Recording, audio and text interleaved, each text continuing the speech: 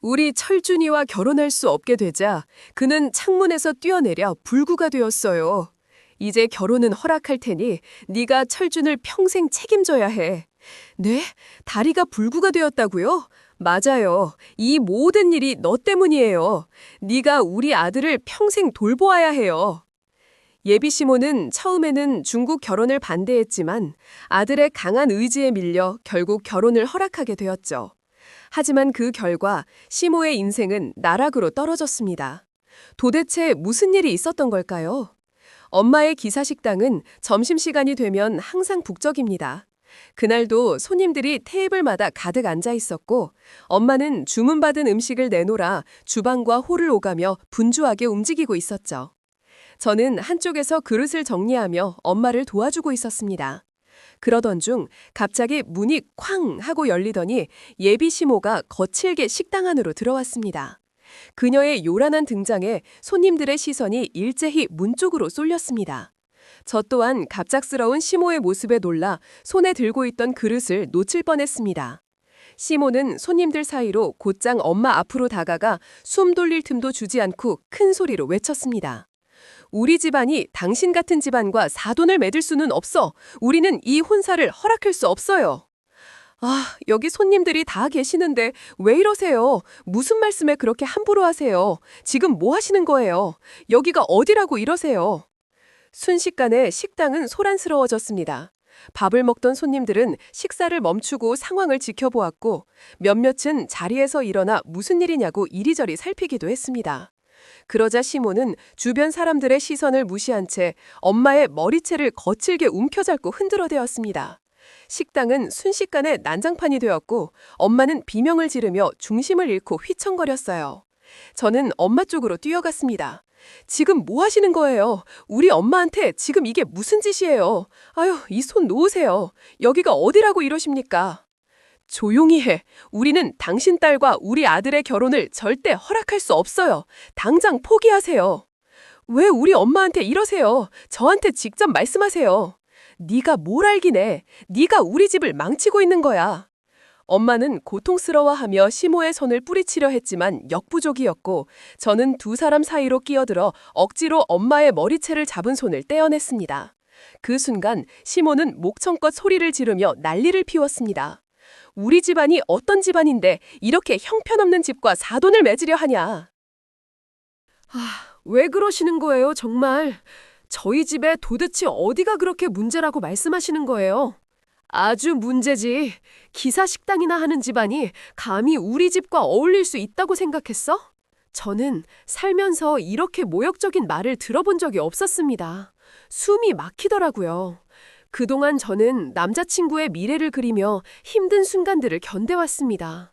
함께 평생을 살아가도 후회 없을 거라 믿었고 그게 제 삶의 희망이었는데 정장 차림의 남자친구의 엄마가 제 눈앞에서 저희 엄마의 머리채를 잡고 흔드는 모습을 보고서는 도저히 가만히 있을 수가 없었습니다. 제발 그만하세요. 우리 엄마한테 왜 그러시는 거예요? 아우 정말 남의 집에 와서 왜 이러세요? 너무 무례하시네요. 무례한 건 너희 딸이지. 우리 아들 인생을 망치려고 덤비는 게 그게 무례가 아니야? 저는 숨이 막히고 머리가 하얘졌습니다. 누구도 겪어서는 안 될 장면을 바로 앞에서 보고 있다는 사실이 믿기지가 않았습니다. 그리고 그때 정신이 번쩍 들었습니다. 저는 지금껏 남자친구만 바라보며 둘만의 결혼을 생각했는데 눈앞에서 벌어진 일을 보니 그게 얼마나 순진한 생각이었는지 깨달았습니다. 결혼은 결국 두 집안이 얽히는 일이라는 사실이 온몸으로 느껴졌습니다. 저는 시모의 폭력적인 모습에 더 이상 견딜 수 없겠다는 생각이 뼛속 깊이 스며들었습니다. 아무리 남자친구를 사랑해도 이런 상황 속에서 앞으로의 삶을 감당할 수 있을지 두려움이 밀려왔습니다. 며칠 동안 머릿속이 복잡했습니다. 어떻게 해야 할지 수없이 고민했지만 도저히 제 힘으로 해결할 수 있는 일이 아니라는 결론에 도달했습니다. 결국 저는 남자친구를 불러내 이별을 통보했습니다. 말을 꺼내는 순간 입술이 바짝 말라 제대로 말을 할 수 없었고 숨이 막히는 듯 했습니다. 우리 이제 그만하자. 뭐? 갑자기 왜 그래? 내가 뭘 잘못했어? 오빠가 잘못한 거 없어. 그냥 우리가 여기까지가 맞는 것 같아. 도대체 무슨 소리야? 우리 결혼까지 약속했는데 갑자기 왜 이러는 거야? 저는 차갑게 말하려 했지만 목소리가 자꾸 떨렸습니다. 오래 그려왔던 행복한 미래가 한순간에 무너져 내리는 기분이었습니다. 남자친구는 제 말을 믿을 수 없다는 듯 연신 고개를 흔들며 저를 붙잡았습니다. 제 손목을 꽉 붙들고 흔들면서 이유를 알려달라고 애타게 물었고 저는 그 시선을 피하려고 애써 눈을 내리깔았습니다. 대체 왜 그러는 거야? 내가 뭘 잘못했어? 네가 갑자기 이러니까 미치겠어. 그냥 우리 여기까지가 맞는 것 같아. 이렇게 끌고 가봤자 서로 힘들어질 거야. 말도 안 돼. 무슨 문제라도 있는 거야? 나한테 솔직히 얘기해줘. 내가 고칠 수 있는 거라면 뭐든지 고칠게. 그런 문제 아니야. 고쳐서 되는 일도 아니고 그냥 안 되는 거야. 저는 마음속에서 수없이 맴도는 말을 꾹 삼켰습니다. 차라리 제가 욕을 먹고 오해를 사는 게 나을 것 같았습니다. 만약 그가 자기 엄마가 우리 집 식당에 와서 머리채를 잡고 난동을 부렸다는 사실을 알게 된다면 그 상처는 제가 안기는 아픔보다 훨씬 깊고 지울 수 없는 흉터로 남을 거라고 생각했기 때문입니다. 네가 이렇게까지 하는데 그냥 넘길 수가 없어. 내가 모르는 무슨 일이 있는 거지? 왜 말을 안 해? 말해봤자 상처만 될 거야. 그냥 나를 원망해. 그 말이 제 입에서는 차갑게 끊어졌지만 속으로는 목이 타들어가듯 뜨겁고 떨렸습니다. 그 순간 제 눈에 맺힌 눈물을 억지로 참아냈고 아무렇지 않은 척 끝까지 담담하게 굴려고 애썼습니다. 남자친구는 제 앞을 막고 계속 묻고 또 물었습니다. 더 이상 대답 없는 제 모습에 그는 더욱 안절부절 못했습니다. 하지만 저는 끝까지 입을 열지 않았습니다. 차라리 원망을 받는 게 낫다고 생각했기 때문입니다. 왜 아무 말이 없어? 나한테 단 한마디도 못 해줄 이유가 뭐야? 내가 뭘 잘못했는지라도 알려줘야 고칠 수 있잖아. 이렇게 끝내면 난 뭐가 되는데? 몇 번이고 손을 붙잡아 흔들어도 저는 고개만 숙인 채 아무 말도 하지 않았습니다. 시간이 흐르면서 그의 눈빛은 점점 허탈해졌고 결국 힘없이 손을 놓더니 한참을 서 있다가 등을 돌려 떠났습니다. 그 모습을 보는 순간 참았던 눈물이 한꺼번에 쏟아졌습니다. 하지만 저는 입술을 깨물며 애써 울음을 삼켰습니다. 그게 제가 마지막으로 해줄 수 있는 배려라고 생각했기 때문입니다. 저는 그 자리에 멈춰서 스스로에게 수없이 다짐했습니다. 내가 사랑했던 사람한테만큼은 굳이 상처를 주지 말자. 모든 걸 나 혼자 짊어지고 가는 게 낫다고 생각했습니다. 그렇게 결심하자 마음이 무겁게 내려왔지만 그게 지금 내가 할 수 있는 최선이라고 스스로를 설득했습니다. 그렇게 억지로 이별을 하고 나니 하루하루가 공허했습니다. 시간이 흘러도 마음 한켠은 텅 비어버린 것 같았지만 다시 붙잡을 수 없다는 걸 알기에 더는 미련을 두지 않으려 했습니다. 그래서 일부러 몸을 바쁘게 움직이며 일에 몰두했습니다. 회사에서 퇴근한 후 엄마 식당으로 가서 손님들에게 음식을 나르고 설거지를 하며 장을 보러 다니면서 의식적으로 몸을 더 움직였습니다. 집에 돌아와서도 청소며 빨래를 하며 일부러 일을 찾아서 지냈습니다. 네가 괜찮은 척하는 거 내가 모를 줄 아니? 괜찮아. 그냥 할 일 하다 보면 괜찮아질 거야. 그래도 마음은 억지로 숨긴대고 없어지지 않는다는 걸 알지만 다른 방법이 없잖아요. 나라도 이렇게 해야 버틸 수 있었습니다. 저는 남자친구와 함께했던 기억이 떠오르지 않게 스스로를 다그쳤습니다. 웃었던 순간들도 약속했던 말들도 하나씩 지워내려 했습니다. 그렇게 매일 식당과 집안일에 몸을 쏟아부으며 지내는 것이 제가 택한 방법이었습니다. 하지만 그런 시간들이 얼마 지나지 않아 다시는 안 볼 줄 알았던 심호가 또 찾아온 것이었습니다. 식당 문이 거칠게 열리는 소리에 저는 본능적으로 고개를 들었습니다. 익숙한 걸음으로 들어오는 사람이 눈에 들어오는 순간 심장이 철렁 내려앉는 느낌이 들었습니다. 바로 예비 심호였습니다. 이미 그 사람의 바람대로 남자친구와 이별까지 했는데 다시 나타난 이유가 도무지 이해되지 않았습니다. 왜 또 오신 거예요? 이미 말씀대로 했잖아요. 저는 도무지 이해할 수 없다는 듯 치를 바라보며 서 있었습니다. 이미 모든 걸 끊어냈는데 왜 다시 찾아온 건지 가슴이 요동치며 불안감이 밀려왔습니다. 시모는 식당 안을 둘러보지도 않고 바로 제 앞까지 와서 날카롭게 소리를 질렀습니다. 우리 철이 너랑 결혼 못하게 하니까 창문에서 뛰어내려 다리가 불구가 됐어. 이제 결혼은 허락할 테니 네가 철준을 평생 보살펴라. 뭐라고요? 지금 그게 무슨 말씀이세요? 저는 그 말을 듣고 숨이 턱 막혀버렸습니다. 남사친구가 그런 극단적인 선택을 했다는 사실도 충격이었지만 평생 다리를 쓰지 못한다는 사실은 도저히 믿을 수가 없었습니다. 머리가 멍해져 입이 떨어지지 않았고 그 자리에서 아무 대답도 할 수 없었습니다. 시모는 멈추지 않고 말을 이어갔습니다. 그녀는 슬픈 감정을 느끼지 않았고 오히려 저를 몰아붙이려는 억지와 압박만 가득했습니다. 이제 더 이상 너희들 결혼을 반대하진 않을 거다. 근데 조건이 있어. 네가 우리 철준이 평생 보살펴야 해. 네가 다 책임져라. 결국 다 이 탓이니까. 저는 순간 제가 뭘 어떻게 해야 한다는 거예요? 라고 외쳤습니다. 지금 너무 갑작스럽고 도저히 이해할 수 없는 말을 들으며 어이가 빠져버린 듯 했습니다. 시모의 태도에서 아들을 잃은 충격이나 슬픔 같은 건 전혀 보이지 않았습니다. 그저 모든 것을 제 잘못으로 몰아가며 책임을 떠넘기려는 기세만 느껴졌습니다. 저는 순간 아무 말도 할 수 없었습니다. 남자친구가 그런 사고를 당했다는 소식에 가슴이 찢어질 듯 아팠습니다. 그런데도 그 일 이후로 이제 와서 결혼을 허락한다는 시모의 태도는 도무지 이해할 수 없었습니다. 제가 뭘 잘못했다고요? 왜 이런 일이 다 제 탓이 되어야 하죠? 네가 우리 아들을 흔들어 놓지 않았으면 이런 일은 없었어. 그러니까 네가 책임져야지. 저는 마음속이 뒤엉킨 채 흔들렸습니다. 내가 뭐라고 그 사람이 모든 걸 걸었을까 하는 죄책감과 이 상황에 얽히는 게 옳은 걸까 하는 두려움이 동시에 몰려왔습니다. 하지만 남자친구가 평생 다리를 쓰지 못한다는 말을 떠올리자 차마 등을 돌릴 수 없었습니다.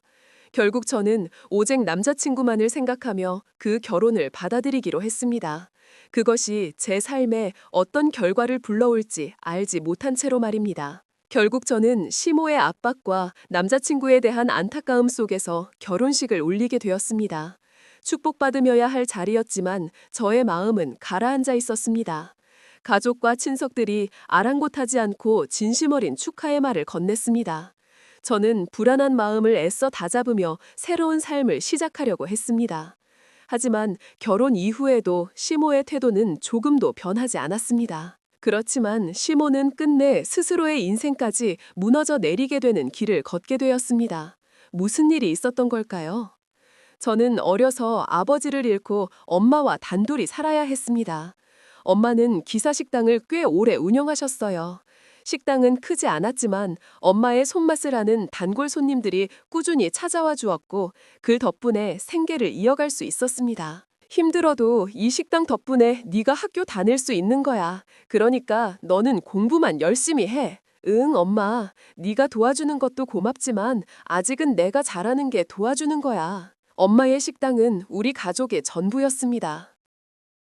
엄마는 그곳에서 평생을 버텼고 저는 그곳에서 세상을 배우며 자랐습니다. 손님들의 웃음과 감사 인사는 곧 우리 집안의 위안이었고 그 작은 가게는 저와 엄마의 삶을 지탱하는 버팀목이었습니다. 엄마는 늘 새벽같이 일어나 장바구니를 들고 시장에 다녀왔습니다. 돌아와서는 좁은 주방에 불을 켜고 하루 세 끼를 준비하느라 종일 쉴 틈이 없었습니다. 저는 학생 시절부터 그런 엄마 옆에서 조금이라도 힘을 보태야 한다고 생각했습니다. 학교 수업이 끝나면 곧장 집으로 가는 대신 식당으로 달려갔습니다. 그곳에서 앞치마를 두르고 설거지를 하며 손님들의 테이블에 음식을 나르며 엄마를 도왔습니다. 아유, 학교 끝나자마자 오늘 힘들지 않니?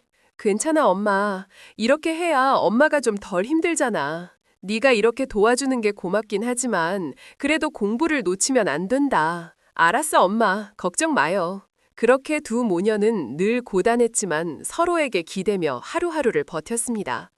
저는 엄마를 늘 자랑스럽게 생각했습니다. 남들처럼 큰 재산이나 대단한 학력은 없었지만 누구보다 성실하고 정직하게 살아온 엄마였기 때문입니다. 기사식당은 비록 규모는 작고 허름했지만 우리 두 사람에게는 세상 무엇보다 소중한 터전이었습니다. 손님들이 식당 문을 열고 들어올 때마다 엄마는 최선을 다해 음식을 내었고 그 정성에 사람들은 다시 찾아왔습니다. 저는 그 모습을 보며 언젠가 꼭 엄마에게 더 나은 삶을 안겨주겠다고 마음속 깊이 다짐했습니다.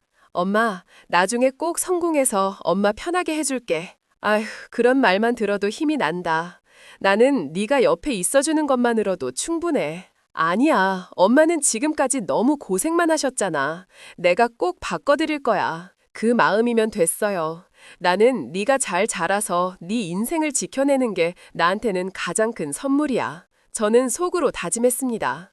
언젠가 이 기사식당보다 더 따뜻하고 넉넉한 삶을 엄마에게 안겨주리라.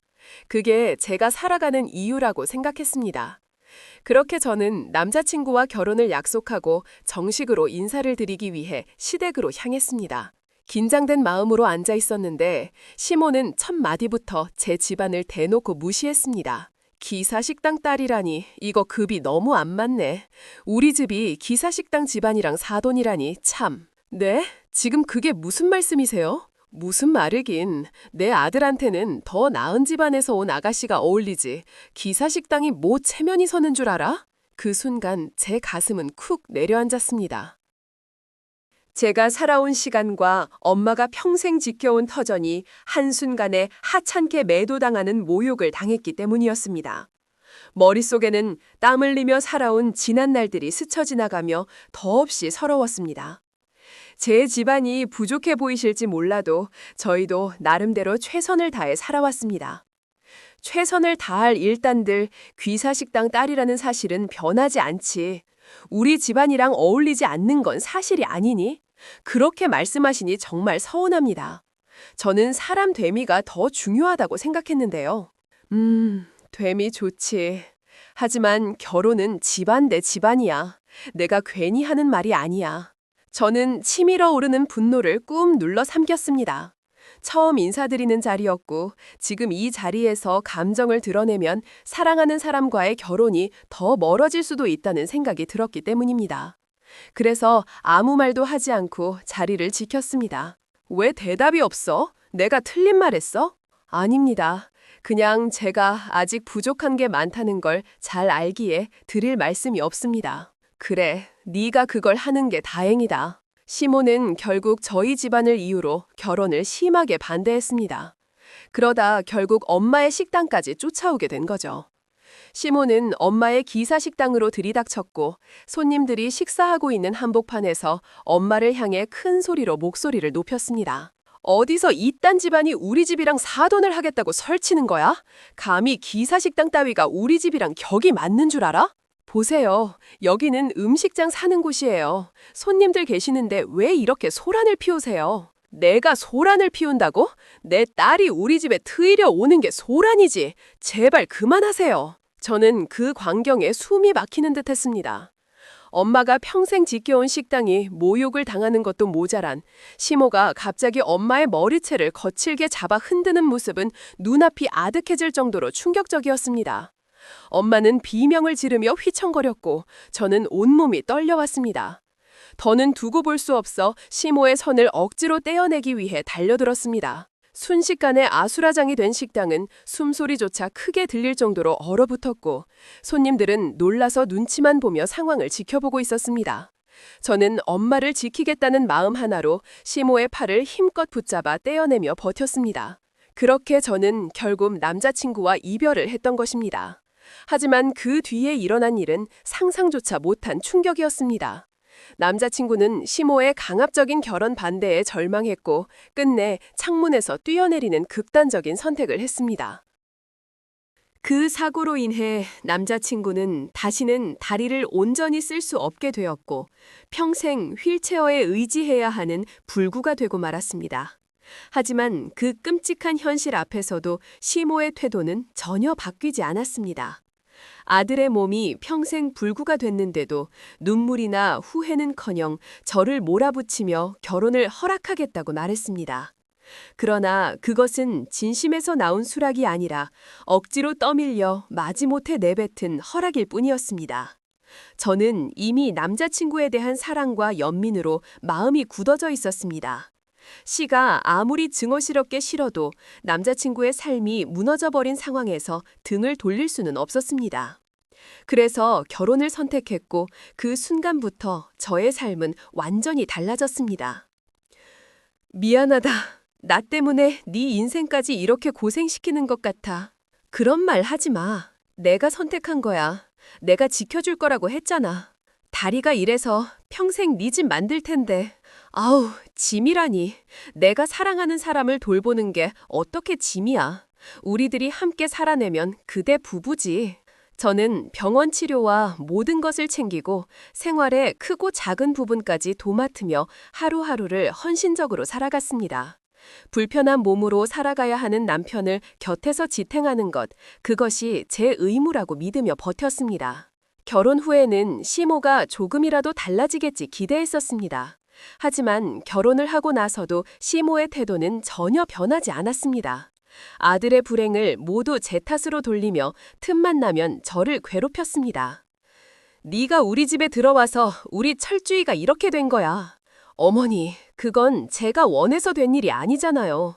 저도 얼마나 마음이 아픈데요. 말도 안 되는 소리 하지 마라. 네 팔자가 사나워서 우리 아들이 불행해진 거다.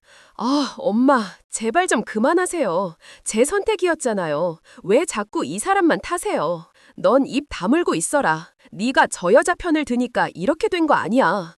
시모의 말 한마디 한마디는 날카로운 비수처럼 제 마음을 파고들었습니다. 저는 시모에게서 단 한 톨의 애정이나 고마움을 느낄 수 없었습니다. 아들이 고집을 부려 억지로 받아들인 결혼이었을 뿐 시모 스스로 받아들인 며느리가 아니었으니 저를 달가워할 리가 없었습니다.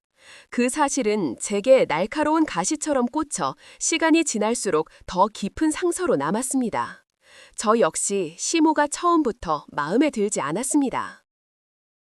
결혼을 허락받는 과정에서 이미 수많은 모욕을 당했고 억지로 받아들여진 며느리라는 사실이 제 가슴을 짓눌렀습니다. 그래서 시모가 사사건건 걸어올 때마다 저도 결코 물러서지 않았습니다. 네가 아무리 잘난 척해도 우리 집안에 어울릴 순 없어. 어머니, 저도 사람입니다. 이렇게까지 무시당하면서도 가만히 있을 순 없어요. 어디서 버릇없이 말대꾸야. 내가 너 같은 걸 며느리로 두고 있는 것만으로도 영광인 줄 알아라. 영광이라뇨. 제가 억지로 들어온 것도 아닌데 왜 늘 그렇게 말씀하세요? 어머니께서 결혼 허락한다고 저한테 사정하셨잖아요. 기억 안 나세요? 서로의 말이 부딪힐 때마다 분위기는 금세 날카로워졌고 그때마다 남편은 곤란한 얼굴로 중간에 끼어들곤 했습니다. 하지만 속으로는 이미 돌이킬 수 없는 감정의 골이 깊어지고 있다는 걸 뼈저리게 느끼고 있었습니다. 또 시모가 집안일을 사소하게라도 꼬투리 잡아 억지로 저에게 떠넘기려 하면 저는 단호히 거부했습니다. 너는 도대체 왜 그 모양이니? 며느리라면서 손 하나 까딱 안 하려고 해. 어머님, 무슨 소리세요? 까딱을 안 하다니요. 이 집에 들어왔으면 시키는 대로 해야지. 네가 뭘 잘났다고 이렇게 버릇을 부려. 저는 어머님 허락으로 결혼한 거 아닙니다. 오빠 옆에서 지켜주려고 결혼한 거예요. 저한테 그렇게 막말하지 마세요. 남편은 곤란한 기색을 보이며 둘 사이를 말리려 했지만 이미 저와 시모 사이에는 감정을 주고받는 수준이 아니라 서로 물러서지 않겠다는 마음이 있었습니다. 그리고 시모는 남들 앞에서는 태연하게 웃으며 저를 대했지만 뒤돌아서면 다른 가족들에게 제 험담을 늘어놓곤 했습니다. 없는 말을 지어내서 제가 마치 게으르고 이기적인 며느리인 것처럼 꾸며요. 아, 며느리가요. 정말 집안일 하나도 안 하고 손가락 하나 까딱 하나요? 아, 설마 그럴 리가 있나. 그래도 젊은데 뭐라도 돕겠지. 아니에요. 제가 보니까 아주 얄미울 정도로 자기 할 일만 하더라니까요. 저는 그런 말을 전해 듣는 순간마다 치가 떨렸습니다. 제 존재 자체를 깎아내리는 시모의 태도는 견디기 힘들었습니다. 그러던 어느 날 결국 시모는 선을 넘어버렸습니다. 저에게 대놓고 친부모에 대한 험담을 퍼부은 것이었죠. 아, 아버지도 없는 집 딸이 잘났다고 우리 집에 들어와. 어우, 참, 우리 집도 저런 애가 들어와서 폭이 없지. 시모는 모욕적인 말을 서슴없이 내뱉었습니다. 그렇게 시모의 입에서 제 친부모를 향한 모욕적인 말이 쏟아지는 순간 저는 가슴 깊은 것이 무너져 내리는 듯했지만 곧바로 분노가 치밀어 올랐습니다. 더는 물러설 수 없다는 생각이 들었습니다. 어머님, 지금 뭐라고 하셨어요? 저희 부모님 욕은 절대 용납 못합니다. 뭐가 어때서? 없는 집인 거 사실 아니야. 네가 우리 집에 들어온 게 풀행인데 뭐가 달라지니? 없는 집이면 됩니까? 제 부모님은 힘들어도 정직하게 사셨습니다. 그런 분들을 모욕하는 건 저를 무시하는 것보다 더한 모욕이에요. 내가 틀린 말 했냐고. 네가 잘났으면 이런 말도 안 나오겠지. 그 순간 저는 몸이 굳어버린 듯 숨조차 제대로 쉬기 힘들었습니다. 억울함과 분노가 한꺼번에 몰려와 눈앞이 아득해졌습니다. 제 부모님을 그렇게 모욕하는 말을 들으니 더 이상 참을 수가 없었습니다. 어머님, 그 말씀은 제 아버지와 어머니를 욕되게 하는 겁니다. 그리고 돌아가신 아버지를 그렇게 함부로 말씀하시면 안 되죠. 내가 사실을 말했을 뿐이야. 없는 집에서 뭐 대단한 걸 바라나. 제 아버지는 비록 일찍 돌아가셨지만 누구보다 성실하게 사셨고 제 어머니는 평생 땀 흘려 저를 키우셨습니다. 그런 분들을 욕되게 하신 건 절대 용납 못합니다. 용납 못한다. 네가 뭘 할 수 있는데. 시모와 대화하는 동안 제 마음속에서는 분노와 함께 단단한 결심이 자리 잡았습니다. 이 사람을 절대 용서하지 않겠다는 생각뿐이었습니다. 그리고 다시는 제 부모님을 욕되게 하지 못하겠다는 결심이 더욱 확고해졌습니다. 이후 저의 머릿속은 시모에 대한 분노와 억울함으로 가득 차 있었습니다. 시모가 던진 모욕적인 말들은 쉽게 지워지지 않았고 단순히 맞받아치는 것만으로는 부족하다는 생각이 들었습니다. 그래서 더 이상 당하고만 있을 수 없다는 마음이 굳어졌고 어떻게 해서든 시모의 진짜 민낯을 모두에게 드러내야겠다고 결심했습니다. 이제는 그냥 넘어가지 않아요. 똑같이 돌려드릴 거예요. 어머님이 어떤 분인지 모두 알게 만들어드릴 겁니다. 어느 날 저는 여느 때처럼 엄마 식당에서 서빙을 돕고 있었어요. 점심시간이라 가게는 북적였고 손님들이 꽉 찬 테이블 사이를 오가며 물잔을 채우고 그릇을 치우느라 정신이 없었습니다. 바쁘게 움직이는 와중에 낯익은 얼굴의 아주머니 한 분이 제 쪽으로 조심스럽게 다가오는 게 보였어요. 저기, 잠깐만 시간 좀 내줄 수 있어요? 네, 저를요? 아니지. 그게 아니라 꼭 하고 싶은 말이 있어서 그래. 저는 아주머니를 단번에 알아봤습니다. 엄마 식당에 자주 오던 단골 손님이었기에 반가운 마음으로 인사를 했습니다. 그런데 그날은 평소와 다르게 어딘가 머뭇거리는 기운이 느껴졌고 아주머니가 저를 뚫어져라 바라보는 눈빛이 이상하게 느껴졌습니다. 어머, 아주머니, 오랜만에 뵙네요. 오늘도 식사하러 오셨어요? 그런데 사실은 오늘은 그냥 온 게 아니야. 네? 무슨 일 있으세요? 아주머니는 잠시 주위를 두리번거리더니 목소리를 낮췄습니다. 아니, 이제야 겨우 안 났네. 사실 안 그래도 물어보고 싶은 게 있었어. 늘 뭘요? 아주머니는 주변을 한번 훑어보더니 제 팔을 살짝 잡고는 식당 밖으로 나가자고 했습니다. 저는 당황했지만 무슨 얘기를 하려는지 궁분해서 따라 나갔습니다. 식당 문을 닫자 아주머니는 깊은 숨을 내쉬며 입을 열었습니다. 사실 내가 이렇게까지 얘기하려고 한 건 네 시모 있잖아. 네 시모랑 내가 같은 계모임을 하고 있어서야. 네? 어머님이랑 같은 계모임에 계세요? 그래, 내가 그 모임에서 몇 년을 같이 다녔어. 계모임에서 볼 때마다 늘 점자처럼 선한 척을 하더라고. 누구보다 사람 챙기고 착한 얼굴로 다가가니까 다들 믿고 따랐지. 그렇군요. 저도 밖에서는 다들 그렇게 보시는 것 같더라고요. 그런데 너도 알다시피 네 시모가 식당 사장님 머리채를 잡는 모습을 봤었어. 정말 네 시모, 내가 알던 사람과는 전혀 다른 사람이더라. 내가 이 얘기를 해야 할지 말아야 할지 계속 고민했는데 아휴, 그 더는 그냥 있을 수가 없었어. 저는 갑자기 심장이 빠르게 뛰는 걸 느꼈습니다. 그날 엄마 앞에서 그렇게 소리를 지르던 모습이 떠올랐고 아주머니가 무슨 얘기를 이어갈지 숨을 죽이고 기다릴 수밖에 없었습니다. 그때 여기를 그냥 지나가는 길이었는데 사장님이 엄청 바빴던 날 말이야. 저는 그 아주머니가 그때 저희 식당에 계신 줄 몰랐어요. 전혀 못 뵌 것 같은데. 그럴 만도 하지. 그때는 손님이 유독 많았잖아. 그런데 내가 본 그 장면이 정말 충격적이라서 계속 생각이 나더라고. 네, 그러실 만도 하죠. 그래, 나는 순간 눈을 의심했다. 평소 개모임에서 보던 그 점 얼굴이 아니더라고. 너무 놀라서 그냥 지나칠 수가 없었어. 그래서 핸드폰을 꺼내서 그 모습을 찍어놨지. 저는 순간 몸이 굳어버렸습니다.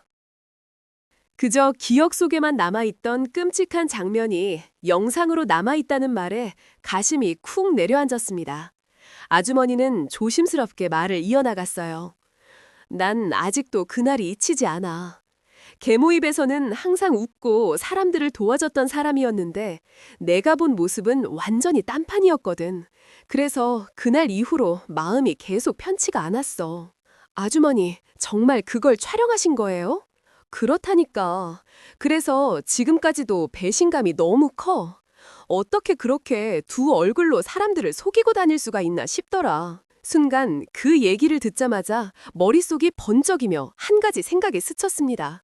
그동안 저와 엄마가 당한 모욕과 수치가 이제는 단순한 기억이 아니라 영상이라는 명확한 증거로 남아있다는 사실이 믿기지 않았습니다. 아주머니, 혹시 그 영상 아직 가지고 계신가요?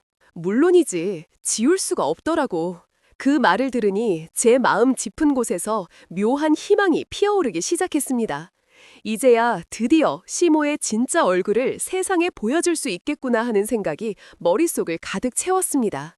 아주머니가 핸드폰을 내밀자 익숙한 장면이 눈앞에 다시 펼쳐졌습니다. 저는 그날 현장에서 직접 겪었던 일이었기에 이미 뼈저리게 기억하고 있었지만 영상으로 다시 확인하니 온몸에 소름이 돋았습니다. 손님들 앞에서 엄마 머리채를 잡아 흔들던 그 소리, 아수라장이 된 식당의 분위기까지 고스란히 담겨 있었고 제가 뛰어들어 막아내려 했던 순간까지 그대로 남아 있었습니다. 제가 분명히 겪은 일이지만 이렇게 화면으로 보니까 더 끔찍하네요. 그렇지. 내가 개모임에서 보던 얼굴이랑은 완전히 달라.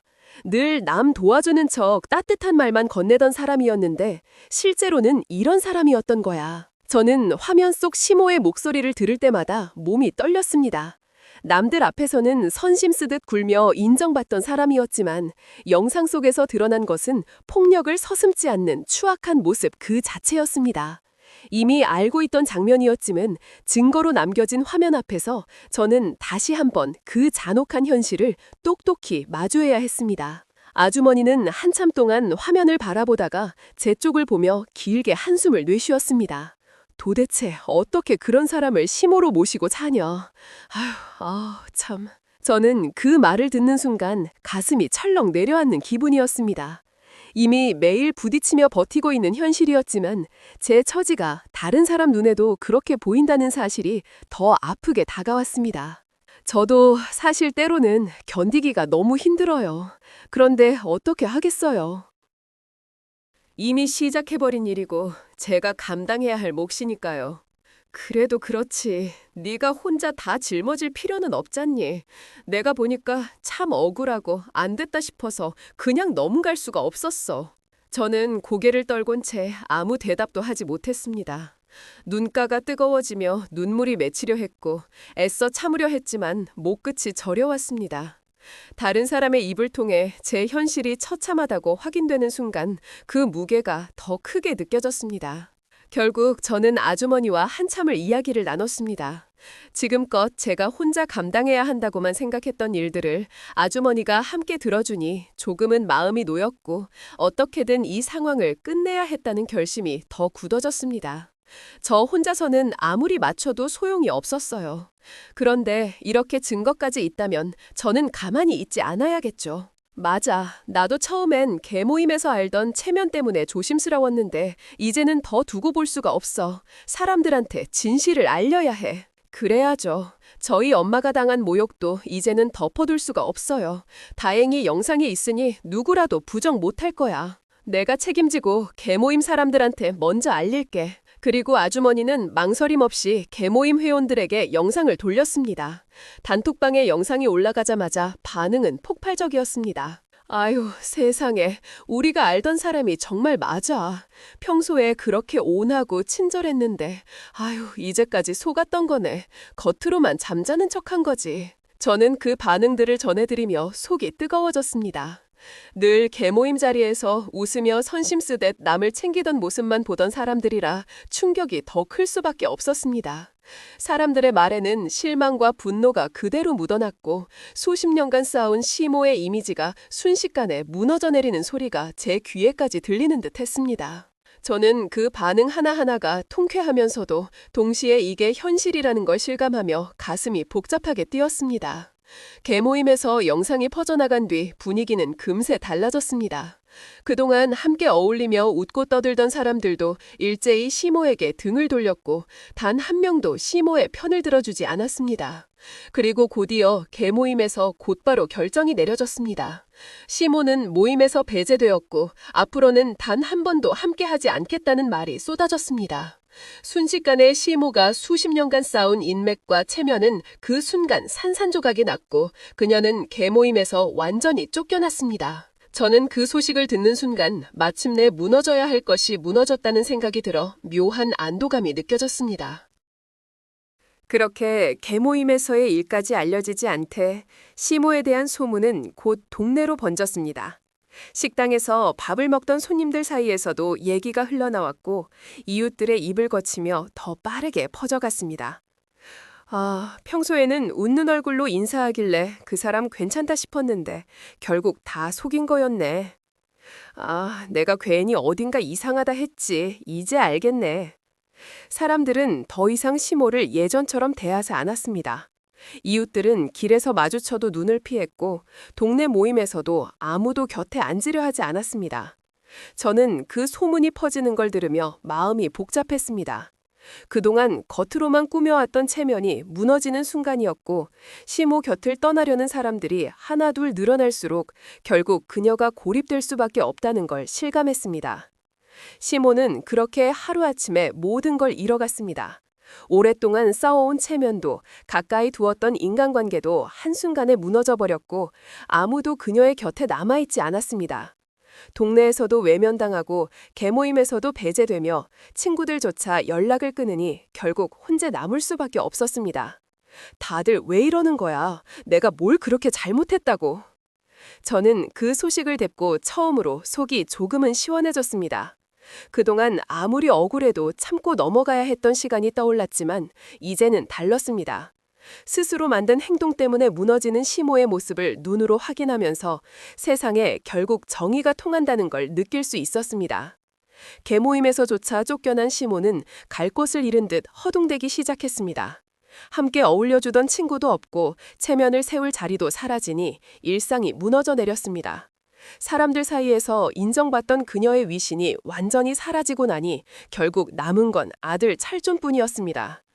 그래도 철준이는 내 아들이잖아. 아무리 세상이 다 등을 돌려도 내 아들만큼은 날 버리지 않겠지. 저는 시모의 그런 태도가 무척이나 마음에 들지 않았습니다. 이제 와서 아들만 붙잡으려는 그 마음이 얼마나 이기적인 건지 알 수 있었기 때문입니다. 주변의 모든 사람들이 떠나가 버린 시모는 더 이상 의지할 곳이 없었고 결국 아들에게 매달릴 수밖에 없는 처지가 되었죠.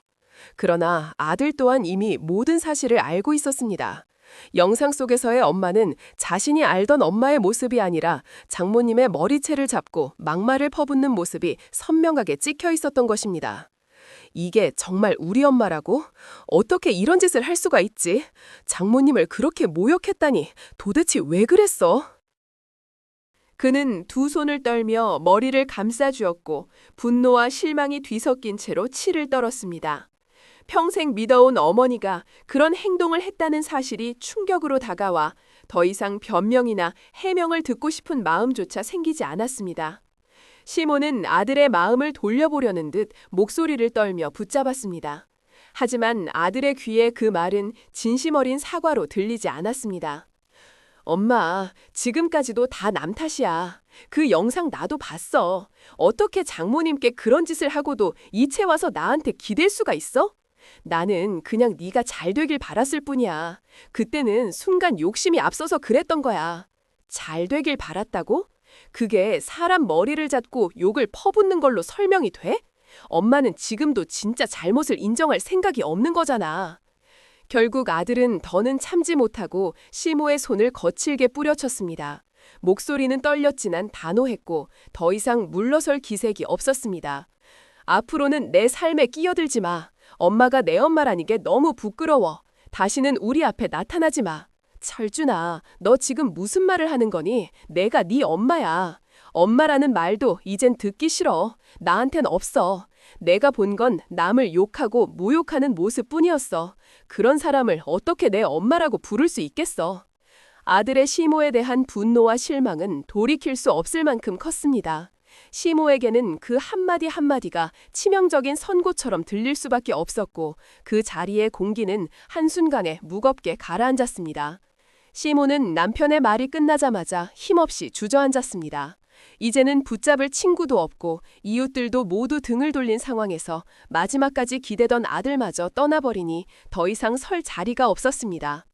아니야, 이럴 리가 없어. 나한테 왜 다 이렇게까지 하는 거야. 그건 다 엄마가 만든 결과야. 누구 탓도 아니고 내가 돌이킬 수도 없어.